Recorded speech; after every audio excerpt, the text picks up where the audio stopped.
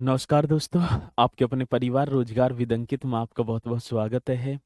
मित्रों, आशा करता हूं कि आप सभी अच्छे होंगे, बढ़िया होंगे, खुशहाल होंगे और जहां भी होंगे एकदम बेहतरीन होंगे। तो सुबह के अब बज चुके हैं 9 और आप सभी को पता है कि 9 बजे एक बहुत बेहतरीन हमारी क्लास स्टार्ट होती है इतिहास की, जैसे कि आप वाकी डेज से करते हुए चल रहे हैं। तो जल्दी से एक बार सभी कन्हैया जी हमारे साथ हैं, Swati Vishwakarma ji, good morning sir जी, गुड मॉर्निंग लवकुश जी हैं। ठीक है। रीवा की धरती से इसे हटाओ।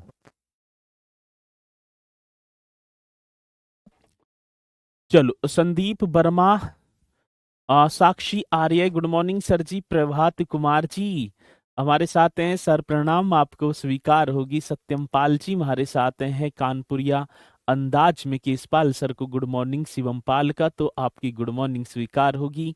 तो जल्दी से एक बार सभी स्पीड के साथ जुड़ जाएंगे और फिर हम अपने इस सेशन को बहुत ही जानदार तरीके से स्टार्ट भी करेंगे। ठीक है, चलो। तो अमानु चौहान तो सभी हमारे साथ हैं और इसी के साथ मेरे प्यारों, जो हमारा जो टॉपिक चल रहा था वो टॉपिक था विजयनगर साम्राज्य। कौन से साम्राज्य की यहाँ पर चर्चा कर रहे थे हम? विजयनगर साम्राज्य।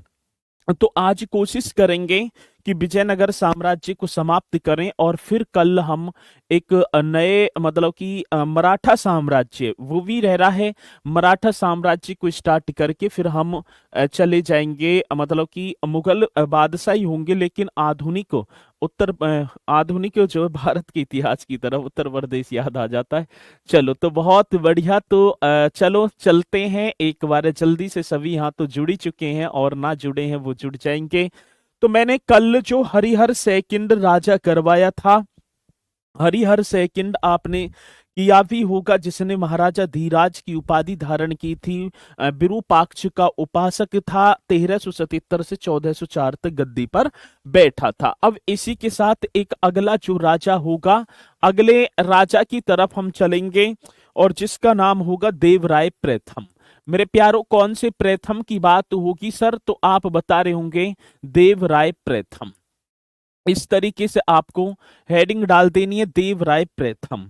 अब देवराय प्रथम की यदि मैं यहां पर समय की बात करूं तो आप बता रहे होंगे सर जी देवराय प्रथम का समय तो 1406 से लेकर 1422 ईस्वी तक बताया जाता है।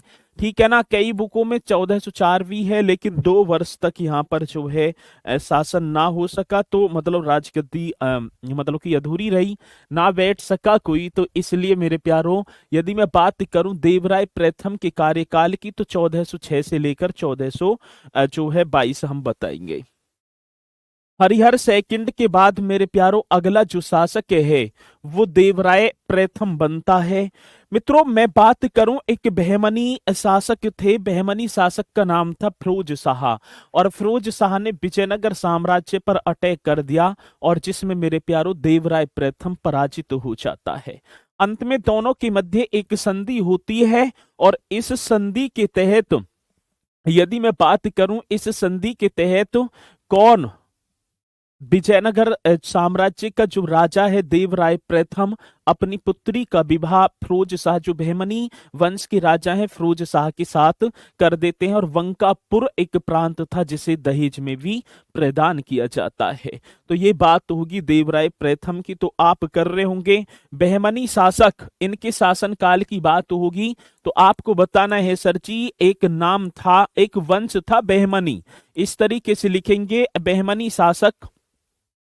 कौन सी शासक की बात है? तो सर आप बता देना बहमनी शासक। और शासक के नाम की यदि मैं बात करूं तो आप बता रहे होंगे फिरोज शाह। इस तरीके से आपको लिख देना है बहमनी शासक फिरोज शाह ने। ठीक है ना, बहमनी शासक फिरोज शाह ने विजयनगर साम्राज्य पर इस तरीके से लिख देना है। कौन से साम्राज्य की बात होगी मेरे प्यारों? तो मैं बता रहा हूंगा सर विजयनगर साम्राज्य पर आक्रमण कर दिया। विजयनगर साम्राज्य पर आक्रमण किया किसके समय? देवराय प्रथम के समय आक्रमण किया, जिसमें इस तरीके से लिख देना है सर जी आक्रमण किया जिसमें देवराय प्रथम पराजित होता है। जिसमें यदि मैं बात करूं देवराय प्रथम, आप छाप देना बढ़िया तरीके से, जिसमें देवराय प्रथम प्रथम की बात होगी, जिसमें देवराय प्रथम पराजित हुआ। कितना सुंदर क्वेश्चन है। देवराय प्रथम पराजित हो जाता है और आएगा क्वेश्चन तो आप जो है बता रहे भी होंगे। तो बहमनी शासक फिरोज शाह ने विजयनगर साम्राज्य पर आक्रमण कर दिया और इसमें मेरे प्यारो यदि मैं बात करूं देवराय प्रथम क्या हो जाते हैं सर जी, पराजित हो जाते हैं। गोवा किससे छीना था सर जी, बहमनियों से गोवा, तो जब वो आएंगे ना पुर्तगाली, ठीक है ना, और नाम था अल्बुकर्क शायद, तो उन्होंने छीन लिया था। चलो अब बाद में होता क्या है, अंत में दोनों के मध्य एक संधि होती है। अंत की यदि मैं बात करूं तो अंत में दोनों के मध्य एक संधि होती है जिसमें देवराय प्रथम ने अपनी पुत्री का विवाह फिरोज शाह के साथ किया और बंकापुर का प्रांत मेरे प्यारो दहेज में दे दिया। तो ये पॉइंट तो हमें चलो ना लिखवाने की जरूरत, लेकिन आप जो है मतलब नोट कर लेना इस तरीके से, बहुत बढ़िया तरीके से। मित्रों, तुंगभद्रा नदी पर बांध बनाकर देवराय प्रथम जब गद्दी पर बैठा हुआ है तो इसने तुंगभद्रा नदी पर बांध बनाकर विजयनगर साम्राज्य के लिए अनेक नहरें निकाली जो कृषि के लिए सहायक बनी। भाई नहर कृषि के लिए सहायक ही तो होंगी, तो आप बता रहे होंगे सर तुंगभद्रा नदी पर बांध बनाकर विजयनगर के लिए, ठीक है ना, ये लिख देना है तुंगभद्रा। कौन सी भद्रा की बात होगी, तो हम बता रहे होंगे सर तुंगभद्रा नदी पर, बड़ा बेहतरीन क्वेश्चन है, कौन सी नदी की बात है, तुंगभद्रा नदी पर बांध बनाकर, क्या बनाकर, तो सर जी आप बता देना, बांध बनाकर। बड़ा सुंदर सा क्वेश्चन होगा, किसने तुंगभद्रा नदी पर बांध बनाकर विजयनगर के लिए नहरें निकाली, ठीक है ना, किसके लिए बनाकर, विजयनगर के लिए। ये आप बता रहे होंगे किसके लिए सर जी, विजयनगर के लिए नहरें निकाली, विजयनगर के लिए नहरें निकाली। जो यदि मैं बात करूं यहां तक तो सही है, निकाली जो कृषि के विकास के लिए, किसके विकास की बात है सर, तो आप बता देना जो कृषि के विकास के लिए, ठीक है ना, जो कृषि के विकास के लिए, जो कृषि के, हाँ, जो कृषि के विकास के लिए, इस तरीके से लिख देना है, कृषि के विकास के लिए अत्यधिक लाभदायक हुई, ठीक है ना, अत्यधिक, जो कृषि के विकास के लिए अत्यधिक लाभदायक थी, ठीक है ना, या ऐसे ही लिख देंगे अत्यधिक लाभदायक, ये आप बता रहे होंगे अत्यधिक लाभदायक बनी, ठीक है। चलो इस तरीके से आपको किसने, अब क्वेश्चन पूछा जाएगा कि विजयनगर साम्राज्य संगम वंश के किस राजा ने तुंगभद्रा नदी पर बांध बनाकर विजयनगर के लिए अनेक नहरें निकाली थी, तो आप बता रहे होंगे सर जी देवराय प्रथम। वो देवराय प्रथम जो 1406 से लेकर 1422 तक गद्दी पर बैठा है। मित्रों, मैं आपको एक सबसे ज्यादा इंपोर्टेंट क्वेश्चन होगा, इटली यात्री निकोलो कॉन्टी सबसे ज्यादा मोस्ट इंपोर्टेंट है, ठीक है ना। यदि मैं बात करूं किसकी, तो क्वेश्चन पूछ लिया जाता है कि इटली यात्री निकोलो कॉन्टी किसके शासनकाल में विजयनगर की यात्रा पर आया था, तो आपकी सुंदर से मुख से एक ही जवाब आना चाहिए सर जी, देवराय प्रथम आप बता रहे होंगे। तो मैं आगे चलूं, चलो सर, इटली यात्री निकोलो कॉन्टी, बड़ा बेहतरीन क्वेश्चन होगा, कौन सी यात्री की बात होगी, तो हम बताएं सर इटली यात्री निकोलो कॉन्टी, इस तरीके से आपको बता देना है और क्वेश्चन आएगा तो निश्चित तौर पर हम बता रहे होंगे इटली यात्री निकोलो कॉन्टी, इस तरीके से कर देंगे, अंकी बिंदी भी लगा दो या अणय लगा दो। इटली यात्री निकोलो कॉन्टी विजयनगर की यात्रा पर, किसकी यात्रा की बात होगी, तो इटली यात्री निकोलो कॉन्टी विजयनगर की यात्रा पर, विजयनगर की यात्रा पर देवराय प्रथम के शासन काल में, ठीक है ना। तो ये आप छाप रहे होंगे, किसके शासन काल की बात होगी सर, तो आप बता देना देवराय प्रथम, देवराय प्रथम के शासन काल में, ठीक है ना, देवराय प्रथम के, देवराय प्रथम के शासन काल में आया था, ठीक है, शासन काल में आया था। शासन काल में आया था, ये आप बता देना। शासन काल में आया था। यदि क्वेश्चन आएगा तो आप निश्चित तौर पर ऐसे क्वेश्चन का जवाब हमें दे पाएंगे। ठीक है, चलो। तो इटली यात्री निकोलो कॉन्टी विजयनगर की यात्रा पर किसके शासनकाल में आया? तो आप बताएंगे, ठीक है ना। हाँ, भारत आया था। बहुत बढ़िया रोमिल शर्मा जी। तो यहाँ सभी बताते चल रहे हैं। तो किसके शासनकाल की बात होगी? तो मेरे प्यारो आप बता देंगे, देवराय प्रथम के शासनकाल की बात होगी। मित्रों, एक प्रसिद्ध तेलुगु कवि थे श्रीनाथ, जिनका नाम था, वो किसके दरबार में रहते थे? तो आप बताएंगे देवराय प्रथम के शासनकाल में। सर जी, प्रसिद्ध तेलुगु कवि, यदि मैं बात करूं कौन से कवि की बात है, तो यहां आप बता रहे होंगे सर, इस तरीके से लिख देना है, प्रसिद्ध तेलुगु कवि, तेलुगु ऐसे कर देना है, तेलुगु कवि। और कवि का नाम क्या होगा सर जी? श्रीनाथ। बड़ा बेहतरीन क्वेश्चन आपके सामने होगा। और मैं बात करूं तो मेरे प्यारों बताना होगा, प्रसिद्ध तेलुगु कवि श्रीनाथ, ठीक है ना। श्रीनाथ को ये आप लिख देंगे देवराय प्रथम का। कौन से प्रथम की बात होगी सर जी? देवराय प्रथम का राजकीय संरक्षण प्राप्त था। देवराय प्रथम का राजकीय, इस तरीके से लिख देना है, राजकीय संरक्षण प्राप्त था। तो क्वेश्चन बड़ा जानदार है सर जी, राजकीय संरक्षण प्राप्त था। तो इस तरीके का क्वेश्चन आएगा तो आप निश्चित तौर पर क्वेश्चन का जवाब हमें दे पाएंगे। प्रसिद्ध तेलुगु कवि श्रीनाथ को देवराय प्रथम का राजकीय संरक्षण प्राप्त था। इसी के साथ मेरे प्यारों अगला जो शासक आता है उसका नाम होगा, आपका सिलेबस कब तक समाप्त हो जाएगा? नीरज धीरज अम्बेडकरवादी कह रहे हैं। तो अभी आधुनिक भारत इतिहास रह रहा है। यदि मैं देखो पीडीएफ के माध्यम से पढ़ाऊं तो मैं बता दूंगा कि भाई इतनी जल्दी हो जाएगा। तो हाथ के माध्यम से मैंने पीडीएफ तो कहीं यूज ही ना करी होगी, आपने देखा भी होगा। लेकिन कुछ ऐसे आधुनिक भारतीय इतिहास में कुछ ऐसी पॉइंट आएंगे जिन्हें हम पीडीएफ के माध्यम से भी सॉल्व कर सकते हैं। ठीक है, चलो। वैसे हम बहुत ही मतलब यदि मैं बात करूं तो हिस्ट्री मैंने उस लेवल की आपको कराई है। यदि आपने बहुत बढ़िया तरीके से नोट्स बनाए होंगे तो आप किसी भी एग्जाम में मार ना खा सकते, ये तो मेरी गारंटी होगी। मैंने उस लेवल से आपको चीजें कराई हैं। ठीक है ना। एक छोटी सी परीक्षा से लेकर उच्च परीक्षा तक किसी भी परीक्षा में आप बैठ जाना तो क्वेश्चन तो जानदार ही होंगे और मिलेंगे भी आप सभी को। ठीक है, चलो, बहुत बढ़िया। तो चलते हैं मित्रों। इसी के साथ यदि मैं बात करूं, अगला जो राजा होगा उसका नाम होगा देवराय सेकंड। ठीक है ना, या देवराय द्वितीय हम सेकंड ही बोल देंगे, जो 1422 से लेकर 1446 ईस्वी तक गद्दी पर बैठा है। तो आप बता देना सर ये कब से? तो 1422 से लेकर 1446 ईस्वी तक गद्दी पर बैठा है। नाम क्या होगा? देवराय सेकंड का। ठीक है ना, देवराय सेकंड 1422 से 1446 तक। मित्रों, यदि मैं बात करूं देवराय सेकंड इस वंश का, कौन से का? संगम वंश का सबसे प्रतापी शासक था, या मैं बात करूं महानतम शासक था।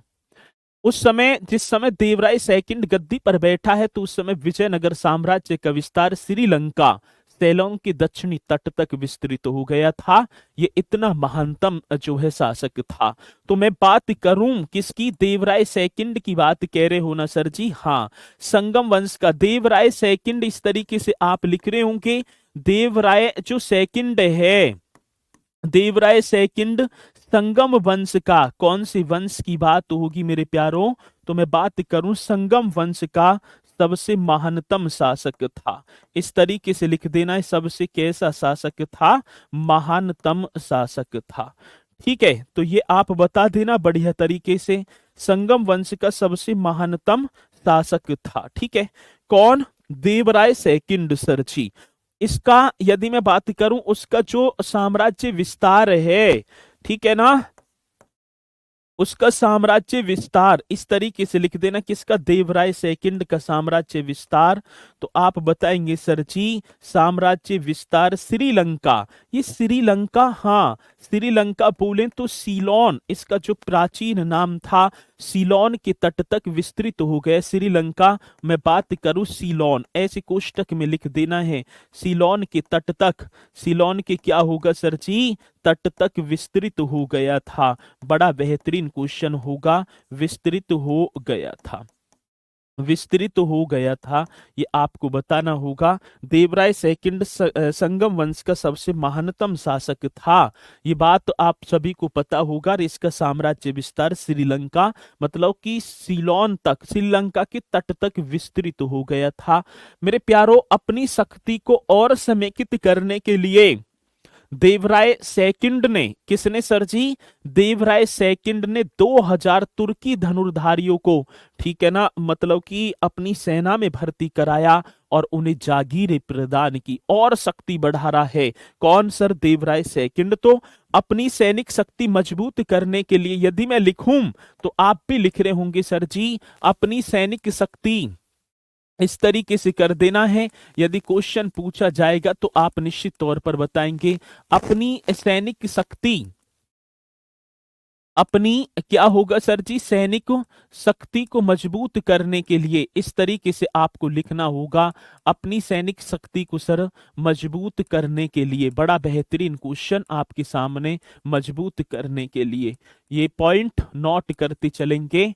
अपनी सैनिक शक्ति को मजबूत करने के लिए देवराय द्वितीय ने, मेरे प्यारों, कौन से द्वितीय की बात है, देवराय द्वितीय ने, ठीक है ना, 2000 तुर्की, इस तरीके से लिख देना, कितने, तो सर 2000 तुर्की धनुर्धारी, ऐसे कर देंगे, जो 2000 तुर्की धनुर्धारी, धनुर्धारी धारी, अरे एक सेकंड, धनुर्धारियों को ऐसे कर देंगे ना, धनुर्धारी, धनुर ऊपर रहे और चढ़ेगी भाई, एक सेकंड, धनुर्धारी, अब सही है।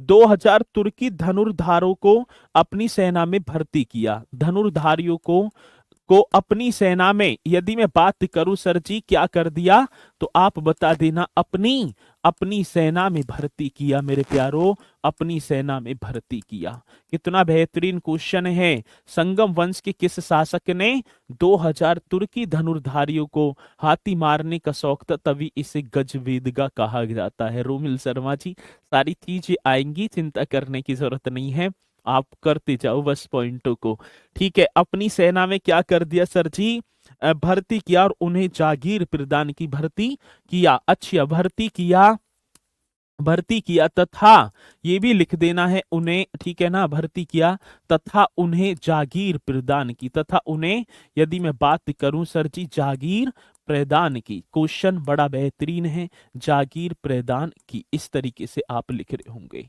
ठीक है ना, जागीर प्रदान की।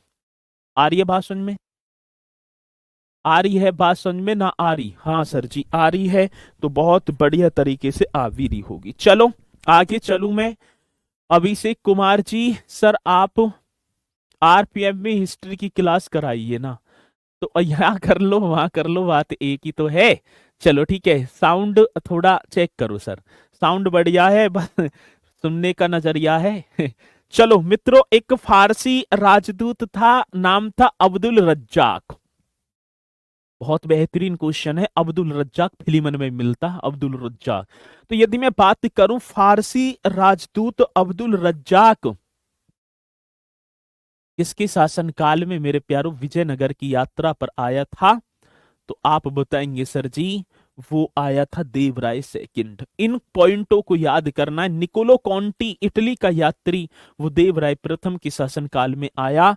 और ये फारस, यदि मैं बात करूं, ईरान के शासक मिर्जा शाहरुख, मिर्जा थे एक, शाहरुख के द्वारा भेजा गया था। चलो उस पॉइंट को भी मैं लिखूंगा बहुत बढ़िया तरीके से। तो मित्रों, फारसी राजदूत अब्दुल रज्जाक, ये लिखना होगा कौन से राजदूत की बात है, फारसी राजदूत, इस तरीके से लिखेंगे, फारसी राजदूत सर जी, हाँ नाम क्या है, अब्दुल रज्जाक। बड़ा बेहतरीन क्वेश्चन है, हाँ फारसी राजदूत अब्दुल रज्जाक, ये होगा।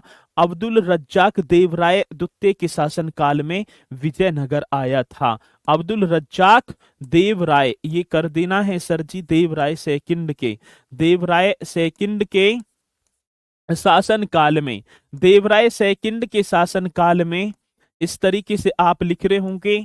देवराय सेकंड के शासन काल में कहाँ, तो आप बता देना सर जी विजयनगर आया था। देवराय सेकंड के शासन काल में विजयनगर आया था। क्वेश्चन मोस्ट इंपोर्टेंट होगा और आपको बताना होगा, इस तरीके का क्वेश्चन आएगा। तो फारसी राजदूत अब्दुल रज्जाक देवराय द्वितीय के शासन काल में विजयनगर आया था। अब्दुल रज्जाक ईरान के शासक मिर्जा शाहरुख के द्वारा दूत के रूप में भारत भेजा गया था। ये भेजा किसके द्वारा गया है, अब्दुल रज्जाक। तो इस तरीके से हम लिखेंगे सर जी, ईरान के शासक, कहाँ के शासक की बात कह रहे हो आप, तो आप लिख देना सर ईरान के शासक, नाम होगा मिर्जा शाहरुख।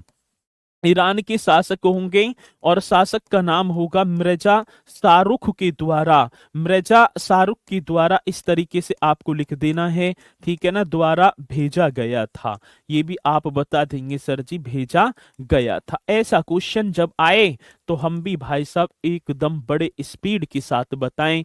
तो फारसी राजदूत बहुत ही मोस्ट इंपोर्टेंट क्वेश्चन आपके सामने होगा और आपको नोट कर देना, ये क्वेश्चन तो आएगा। अभिलेखों में देवराय द्वितीय को गजबेटकर मित्रों हाथियों का शिकारी कहा गया है, ठीक है ना। यदि मैं बात करूं, किसकी बात करूंगा, देवराय सेकंड को गजबेटकर मतलब कि हाथियों का शिकारी। संगम वंश के किस शासक को गजबेटकर के नाम से जाना गया, तो आप बताएंगे सर देवराय द्वितीय को। तो अभिलेखों की यदि मैं बात करूं किसकी बात होगी सर, तो आप क्यों ना बता देते, ठीक है ना, अभिलेखों में।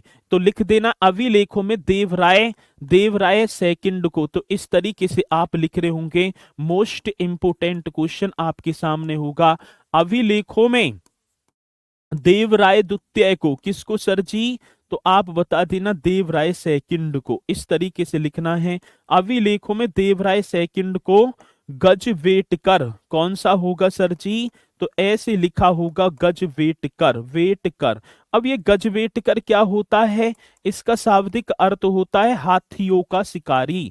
किसका, हाथियों का शिकारी। इस तरीके से आप नोट कर रहे होंगे, हाथियों का शिकारी, गजबेटकर हाथियों का शिकारी कहा गया है, ठीक है ना, कहा गया। तो क्वेश्चन पूछ लिया जाए, निम्नलिखित में से संगम वंश के किस राजा को गजबेटकर के नाम से भी जाना जाता है। सर जागीर क्या होती है, जागीर होती है मतलब भूमि, जागीर प्रदान की, धन दौलत जिसे मैं बात करूं, इस तरीके से, ठीक है। चलो, तो हाथियों का शिकारी कहा गया, सबसे ज्यादा मोस्ट इंपोर्टेंट क्वेश्चन ये भी आपका होगा, ठीक है ना। चलो आगे चलूं जी, चलो। देवराय द्वितीय को कवि सार्वभौम की उपाधि से भी सम्मानित किया गया। ये भी क्वेश्चन बड़ा बेहतरीन है। हनुमान जयंती के अवसर पर विशाल भंडारा चल रहा है, भूपेंद्र शर्मा जी। चलो तो भैया, भंडारे की बात कह दी तो ठीक है, आ ही जाएंगे। बताओ उरे धुरे हो तो भंडारा खाने, ठीक है। अब धुरे होगा तो आएंगे, नहीं तो भैया दूर हुआ तो मुश्किल सी बात है। तो हाँ, पहले तो आप सभी को हनुमान जयंती की हार्दिक शुभकामनाएं। आज हनुमान जयंती है, ठीक है ना, 23 अप्रैल है ना, हाँ। चलो बहुत बढ़िया, तो चलते हैं अब इसी के साथ अगले पॉइंट की तरफ मैं आपको लेकर चलूं। देवराय सेकंड को कवि सार्वभौम मतलब कि कवि सार्वभौम की उपाधि से भी सम्मानित किया गया है। तो आप बता रहे होंगे सर जी, यदि बात होगी देवराय सेकंड की, यहां पर किसकी है सर, देवराय सेकंड को सार्वभौम, कवि सार्वभौम की उपाधि से, इसी तरीके से तो क्वेश्चन पूछा जाता है, कवि सार्वभौम। बड़ा सुंदर सा क्वेश्चन है सर, हाँ, कवि सार्वभौम की उपाधि से सम्मानित किया गया है, ठीक है। तो देवराय सेकंड को कवि सार्वभौम की उपाधि से, कि यदि मैं बात करूं कि क्या होगा सर, उपाधि से सम्मानित किया गया है, उपाधि से, इन्हें कवि सार्वभौम की उपाधि से सम्मानित किया गया है। बड़ा सुंदर सा क्वेश्चन है सर जी, हाँ, बहुत ही सुंदर सा क्वेश्चन होगा और आप निश्चित तौर पर ऐसे क्वेश्चन का जवाब भी हमें देंगे। कवि सार्वभौम की उपाधि देवराय सेकंड ने, क्योंकि मेरे प्यारो, यदि मैं बात करूं संस्कृत एक नाटक सुधा निधि, कौन सा, अच्छा गुरुजी, हरियाणा के कैथल जिले के सिरटा गांव में है भंडारा। भाई बहुत दूर है ये तो, मामला मेरे नाम की दो पूरी खा लियो। संस्कृत ग्रंथ महानाटक सुधानिधि एवं ब्रह्मपुत्र महाभाष्य लिखा है, इसलिए इन्हें कवि भी बोला गया है। तो आपको लिख देना है यदि किसकी बात होगी, देवराय सेकंड ने सर जी एक तो सुधानिधि मतलब कि संस्कृत महानाट्य, यदि मैं बात करूं सर जी संस्कृत एक होगा, मैं यही लिख दूंगा संस्कृत महानाट्य, इस तरीके से आप बता रहे होंगे संस्कृत महानाट्य सुधा निधि।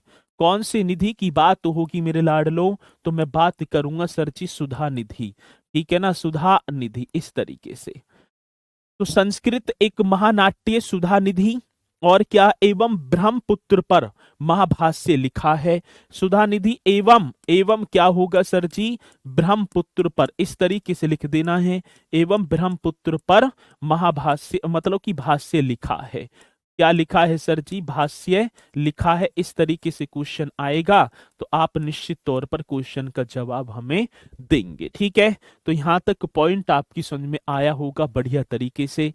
ये थे देवराय सेकंड और यहां से क्वेश्चन होगा फारसी या मैं बात करूं एक जो है फारसी राजदूत अब्दुल रज्जाक, सबसे ज्यादा मोस्ट इंपोर्टेंट क्वेश्चन होगा यहां पर, ठीक है। चलो आते हैं आगे, अगले पॉइंट की तरफ मैं चलूं, अगले राजा की तरफ। तो मेरे प्यारो अगला होगा मल्लिकार्जुन, ठीक है। अगला जो राजा होगा उसका नाम क्या होगा, मल्लिकार्जुन, इस तरीके से आप बता रहे होंगे। अगला जो शासक होगा नाम होगा मल्लिकार्जुन, जो 1446 से लेकर 1465 तक गद्दी पर बैठा है। मल्लिकार्जुन के समय की बात करूं सर, जो यदि मैं इनके समय को देखूं तो इनका समय कब तक है, 1446 तक, और ये मल्लिका अर्जुन कब तक, 1446 से लेकर 1465 ईस्वी तक गद्दी पर बैठेंगे। मल्लिका अर्जुन नाम सुना होगा आपने, मल्लिका अर्जुन कब से कब तक, 1446 से 1465 तक, ठीक है मेरे प्यारो। यदि मैं बात करूं तो मल्लिका अर्जुन के शासनकाल में माहुयान, ठीक है ना, चीनी यात्री, और माहुयान चीनी यात्री भी आया तो वो समुद्र के रास्ते से विजयनगर आया था। ये भी क्वेश्चन अपने में बड़ा जानदार है। तो पहले समय हमने लिख ही दिया, और इनके यदि मैं बात करूं किसकी बात होगी सर, तो बता रहे होंगे मल्लिका अर्जुन के शासनकाल में किसके शासनकाल की बात होगी, तो आप बता देना सर जी मल्लिका अर्जुन के शासनकाल में। मेरे लाडलो मल्लिका अर्जुन के शासन काल में बड़ा सुंदर सा क्वेश्चन आपके सामने होगा। मल्लिका अर्जुन के शासन काल में इस तरीके से होगा, माहुयान नामक चीनी यात्री समुद्र यात्रा कर विजयनगर आया था। शासन काल में एक चीनी यात्री है, कौन सा, तो मल्लिका अर्जुन के शासन काल में चीनी यात्री माहुयान, ऐसे लिख देना, कौन सा सर जी, माहुयान, ठीक है ना, समुद्री यात्रा करके, कौन सी, तो आप बताएंगे सर जी समुद्री यात्रा से ठीक है विजयनगर आया था। कहाँ आ गया, तो सर जी आप बता रहे होंगे विजयनगर आया था। ये भी क्वेश्चन बड़ा सुंदर सा होगा, बड़ा जानदार होगा, ठीक है। मल्लिका अर्जुन के शासनकाल में चीनी यात्री माहुयान आया। इसमें बस इतना ही होगा। इसी के साथ अगला होगा विरूपाक्ष द्वितीय। कौन सा होगा सर, आप बता रहे होंगे, माफी चाहूंगा, विरूपाक्ष, इस तरीके से लिखेंगे विरूपाक्ष द्वितीय, ठीक है ना। कौन से पाक्ष की बात होगी, अरे फिर मैंने गलत विरूपाक्ष कर दिया, विरूपाक्ष इस तरीके से करना है।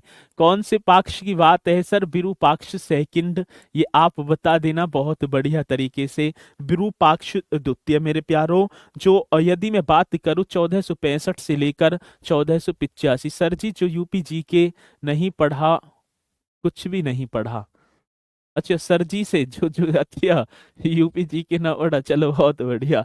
तो इनके समय की यदि मैं बात करूं तो सर आप बता रहे होंगे इनका जो समय रहा वो 1465 से, भाई 1465 ही तो था, और 1465 से लेकर 1485 तक, इनका मतलब 20 वर्षों तक इन्होंने शासन किया है, 1465 से लेकर 1485 तक। और मेरे प्यारो विरूपाक्ष द्वितीय मैंने बताए होंगे संगम वंश का अंतिम शासक था। तो आप लिख देंगे सर विरूपाक्ष द्वितीय जो होंगे, ठीक है ना, कौन से, तो आप इस तरीके से लिख रहे होंगे विरूपाक्ष द्वितीय, विरूपाक्ष, ठीक है ना। तो आप लिख देना विरूपाक्ष सेकंड संगम वंश का।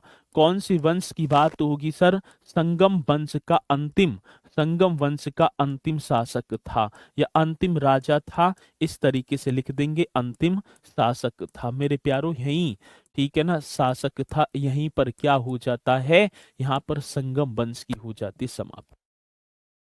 यहीं पर क्या हो जाती है, ब्रह्मसूत्र लिखा था। अच्छा एक सेकंड, अल्पा मौर्य जी कह रहे हैं मैंने ब्रह्मपुत्र लिख दिया, ब्रह्म सूत्र है भाई, ये माफी चाहूंगा, ब्रह्मसूत्र है, ठीक है। ठीक है, नदी बना दी, ब्रह्मसूत्र कर देना, पर भाष्य लिखा। चलो अब आते हैं मेरे प्यारों, इसी के साथ तो अगला जो विजयनगर साम्राज्य में एक अगला वंश आता है जिसका नाम होगा सालुब वंश। अगले वंश की मैं बात करूं तो अगला वंश होगा सालुब वंश। आपको हेडिंग भी डाल देनी है बहुत बढ़िया तरीके से। विजयनगर साम्राज्य में जो दूसरा वंश आया है उसका नाम होगा सर जी सालुब वंश। कौन सी वंश की बात कह रहे हो सर? तो आप बताते चलेंगे सालुब वंश, जो सर 1485 से लेकर 1485 से लेकर 1505 ईस्वी तक यह वंश रहा।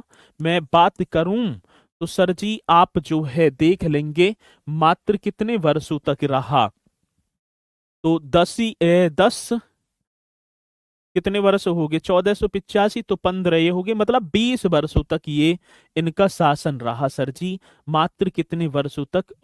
20 वर्षों तक। और इस वंश के संस्थापक की यदि मैं बात करूं तो इस वंश का संस्थापक था सालुब नरसिंह। कौन से नरसिंह की बात होगी? सालुब नरसिंह। तो आपको हेडिंग डालना है पहले, यदि मैं बात करूं तो आप हेडिंग डाल देंगे सर जी सालुब नरसिंह, इस तरीके से।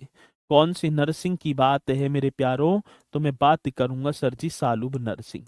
और सालुब नरसिंह के यदि समय की बात करूं तो 1485 से लेकर 1490 ईस्वी, मतलब कि 5 वर्षों तक इसने शासन किया था सालुब नरसिंह ने। विजयनगर साम्राज्य के राज सिंहासन को प्रथम बार सफलता पूर्वक या बलपूर्वक प्राप्त करने के बाद विजयनगर साम्राज्य में एक दूसरे वंश का उदय होता है जिसका नाम होता है सर जी सालुब वंश।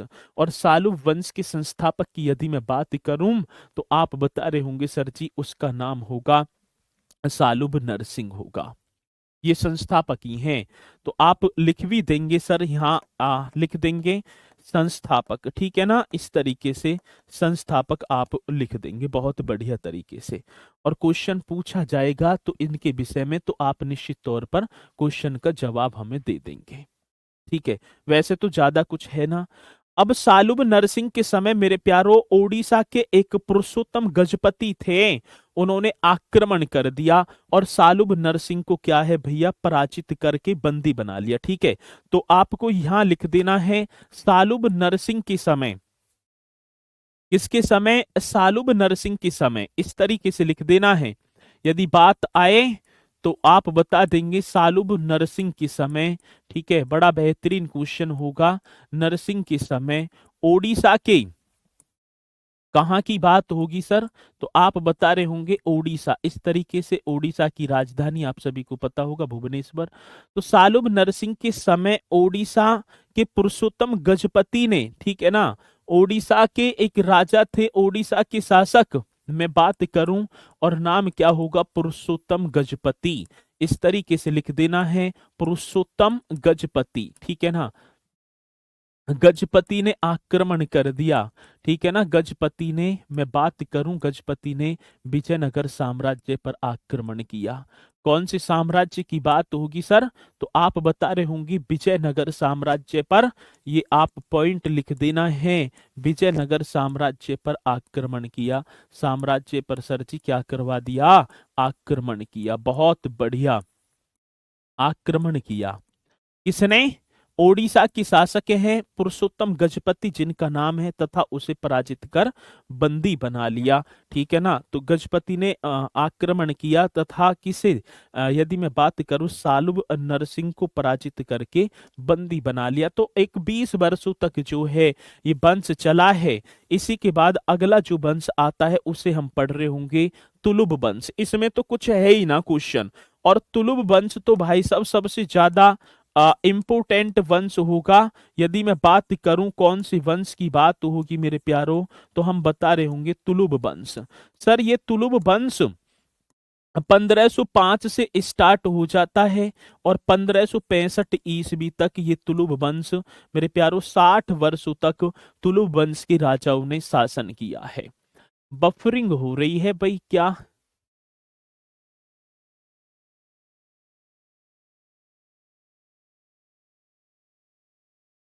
बफरिंग कहाँ हो रही होगी? सही चल रही है यार क्लास तो। एक बार बता देंगे क्लास सही चल रही है ना?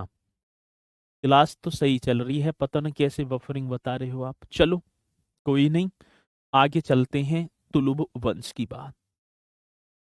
मित्रों यदि मैं बात करूं, तुलुब वंश विजयनगर साम्राज्य के तीसरा राजवंश है, जिसकी स्थापना वीर नरसिंह ने की थी। तो मैं लिख दूंगा, यही लिख दूंगा, यदि तुलुब वंश की बात होगी तो आप बता देंगे सर तुलुब वंश कौन सा वंश है। तो आपको लिख देना होगा तुलुब वंश ये इस तरीके से, तुलुब वंश। ठीक है। विजयनगर साम्राज्य का कौन सी साम्राज्य की बात होगी, तो मेरे प्यारों मैं बात कर रहा हूं सर जी विजयनगर साम्राज्य की।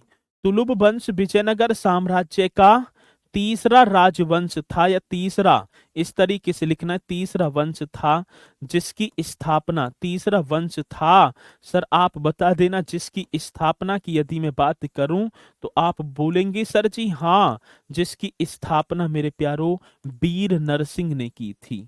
जिसकी स्थापना किसने की थी, तो आप बता देना वीर नरसिंह ने की थी। इस तरीके से आपको लिखना, जिसकी स्थापना वीर नरसिंह ने की थी। तुलुब वंश में कुल 6 शासकों ने 60 वर्षों तक शासन किया। मैं लिख दूं तो सर जी आप बता रहे होंगे कौन से वंश की बात होगी, तो तुलुब वंश में, ठीक है ना, ऐसे कर देना, तुलुब वंश में 6 शासकों ने, कितने शासकों की बात होगी मेरे प्यारों, तो आप बता रहे होंगे 6 शासकों ने 60 वर्षों तक, कितने वर्षों तक, 60 वर्षों तक शासन किया था। 60 वर्षों तक क्या कर दिया, तो सर आप बता देना शासन किया था। बड़ा बेहतरीन क्वेश्चन होगा जब आएगा। तुलु वंश में 6 शासक आए, ठीक है ना, और जी के मैं बात करूं 60 वर्षों तक शासन किया।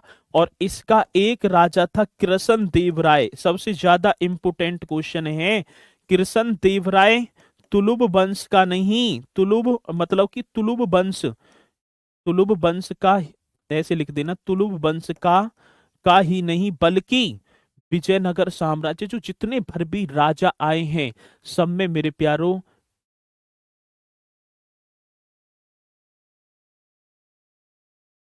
ठीक है चलो, कृष्ण देवराय तुलुब वंश का ही नहीं, ऐसे लिख देना, बल्कि, का ही नहीं, का ही नहीं बल्कि, ये मैं बात करूं किसकी, बल्कि विजयनगर साम्राज्य का महानतम शासक था।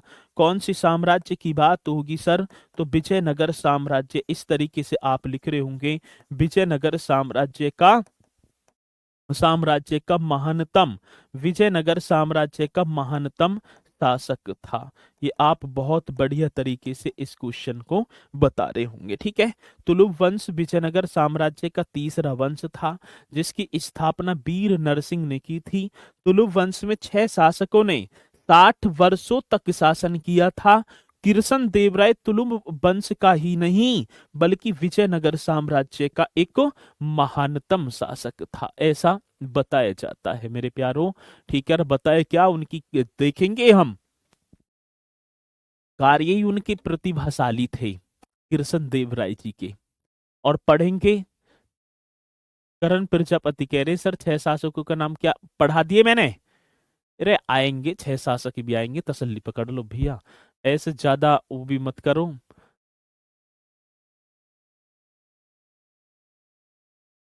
ठीक है, तो आएंगे, 6 शासक भी आएंगे, सबका टाइम से अच्छे लगता है। ठीक है, मैं रिप्लाई नहीं दे रहे हैं आप सर।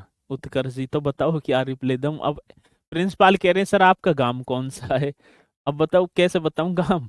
आ जाओ यहीं आ जाओ, ठीक है ना। चलो, बहुत बढ़िया। ठीक है, बहुत दिन बाद आया हूं लाइव सर जी। ठीक है, वेरी गुड, शाबाश। चलो, अब इसी के साथ मेरे प्यारों हेडिंग डालेंगे आप वीर नरसिंह। ठीक है, कौन से नरसिंह की बात होगी तो मैं आपको बता रहूंगा वीर नरसिंह। इस तरीके से आप पहला जो संस्थापक है वीर नरसिंह, ठीक है ना। कौन से होंगे तो आप बता देंगे सर, वीर नरसिंह। इस तरीके से आप हेडिंग डाल देना। और जो 1505 से लेकर 1509 तक गद्दी पर बैठे हैं, यदि मैं इनके समय की बात करूं तो ये 1505 से लेकर 1509 ईस्वी तक गद्दी पर बैठे। आ रही है बात समझ में। 1505 से लेकर 1509 तक ठीक है ना, ये गद्दी पर बैठे हैं। चलो, बहुत बढ़िया। अब चलते हैं इसी के साथ मेरे प्यारों। वीर नरसिंह तुलुभ वंश का शासक था, संस्थापक था, जिसने 4 वर्षों तक ही शासन किया। बस इसमें तो यही आप बता रहे होंगे। और भुजबुल की उपाधि इन्होंने धारण की है। ठीक है, यदि मैं बात करूं वीर नरसिंह, तो आप बता रहे होंगे सर जी कौन से नरसिंह जी की बात है यहाँ पर। तो हम बताएं सर, वीर नरसिंह तुलुभ वंश का। इस तरीके से लिख देना है, कौन सी वंश की बात तो होगी सर। तो वीर नरसिंह तुलुभ वंश का, ठीक है ना, तुलुभ वंश का संस्थापक था। क्या था तो सर आप बताएंगे, तुलुभ वंश का संस्थापक था। अच्छा जी, तो वीर नरसिंह तुलुभ वंश का संस्थापक था, जिसने जिसने 4 वर्षों तक, जिसने कितने वर्षों तक तो आप बताएंगे सर, जिसने 4 वर्षों तक शासन किया था। ये तो हमें वैसे भी दिखाई दे रहा है, शासन किया था। इतनी बात जो है आप नोट कर जाएंगे। अब दूसरी बात क्या होगी मेरे प्यारों, वीर नरसिंह जी ने कौन सी उपाधि धारण की है। यदि मैं उपाधि की बात करूंगा तो आप बता रहे होंगे सर, इन्होंने भुजबल की उपाधि, इस तरीके से लिख देना है भुजबल। इस तरीके से आप बता रहे होंगे।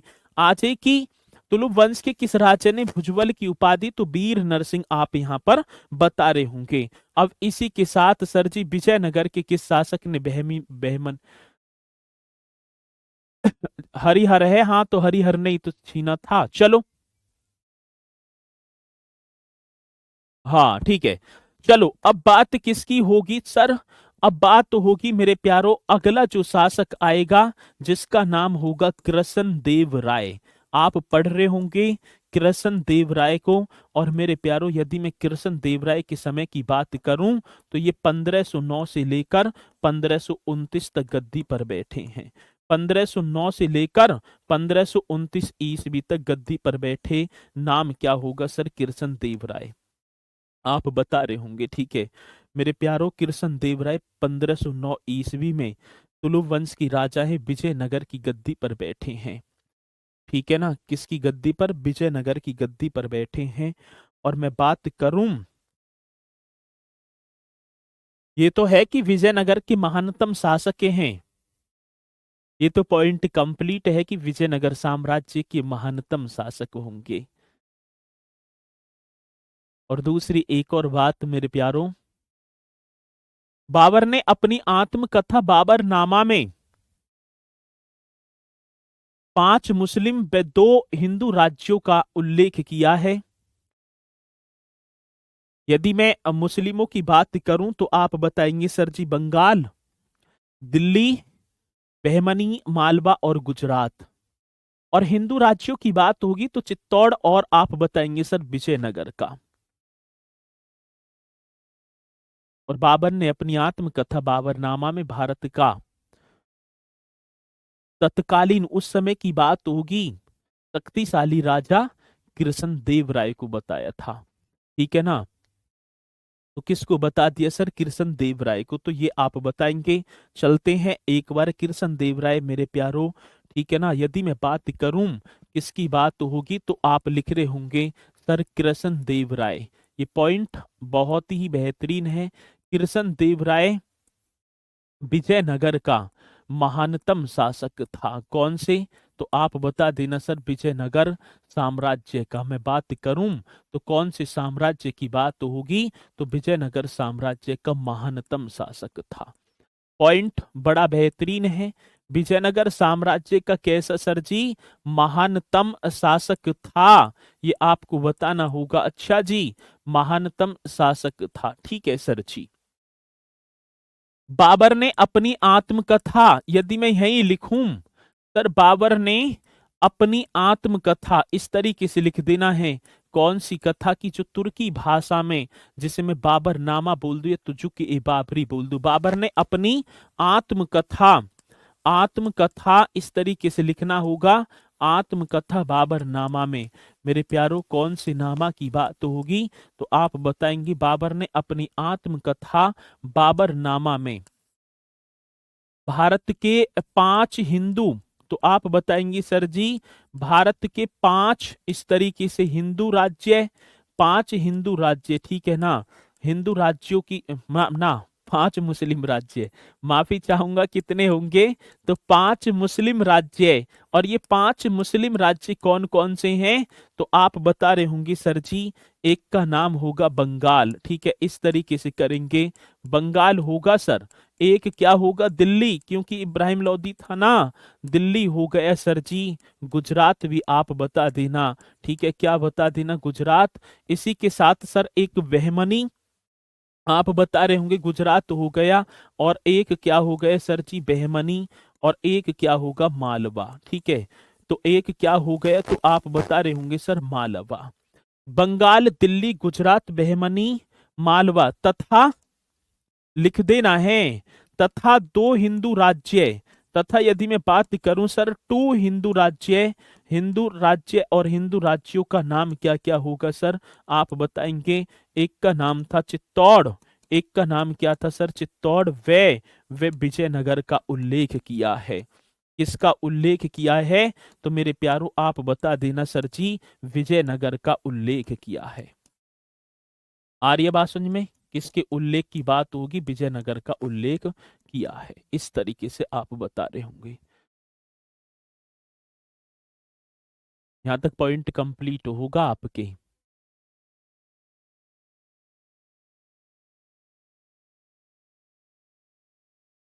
ठीक है, चलो।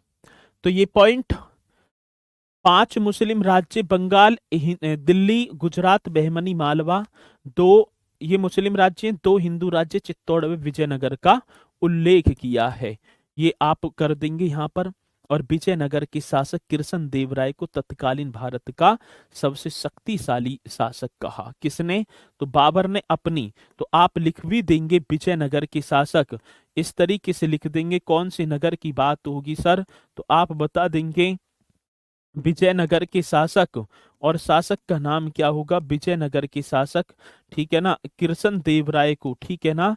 कौन से? तो सर जी विजयनगर के शासक कृष्ण देव राय को तत्कालीन, यदि मैं बात करूं किसकी बात होगी सर जी? उस समय, मतलब कि विजयनगर के शासक कृष्ण देव राय को तत्कालीन भारत का सबसे शक्तिशाली, मतलब उस समय की बात होगी, तत्कालीन भारत का शक्तिशाली राजा बताया। सबसे शक्तिशाली, इस तरीके से कर देना है, सबसे शक्तिशाली शासक कहा, सबसे शक्तिशाली शासक कहा। ये आप बता देंगे बहुत बढ़िया तरीके से। यदि क्वेश्चन आएगा तो आप निश्चित तौर पर ऐसे क्वेश्चन का जवाब देंगे, ठीक है ना? देखिए पानी होता।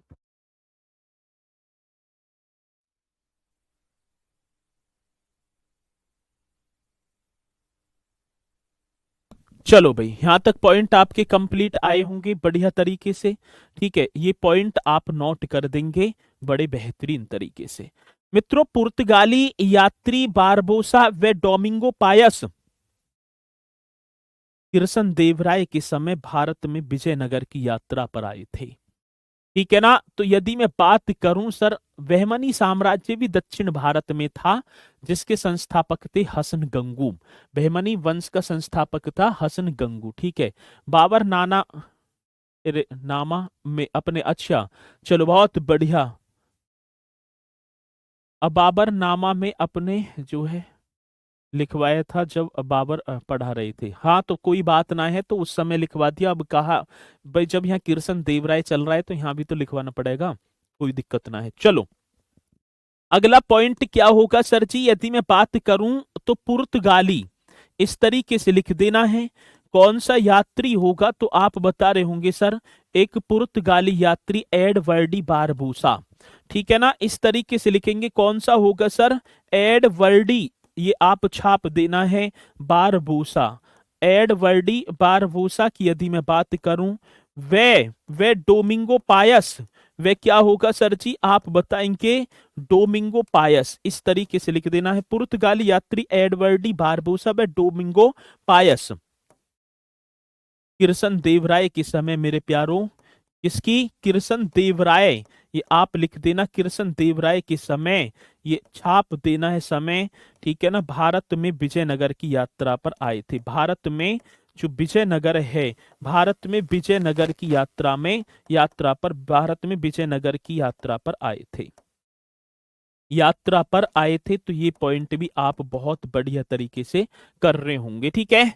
चलो जी, अब इसी के साथ मेरे प्यारों आगे मैं पॉइंट लिखूं, कृष्ण देव राय के दरबार में रहने वाले तेलुगु साहित्य के 8 कवि को, 8 जो कवि थे, अष्ट दिग्गज कवि, यदि मैं बात करूं किसके दरबार में रहते थे तो कृष्ण, ये सबसे ज्यादा इंपोर्टेंट क्वेश्चन है, ठीक है ना। यदि मैं बात करूं कौन से कवियों की बात होगी तो सर आप बताएंगे तेलुगु साहित्य के, मैं तो ऐसे ही लिख दूं, कौन से साहित्य की बात होगी सर, तो तेलुगु साहित्य के अष्ट दिग्गज कवि, तेलुगु साहित्य के कितने, तो सर अष्ट दिग्गज, ये आपको बताना है, अष्ट दिग्गज कवि, ठीक है।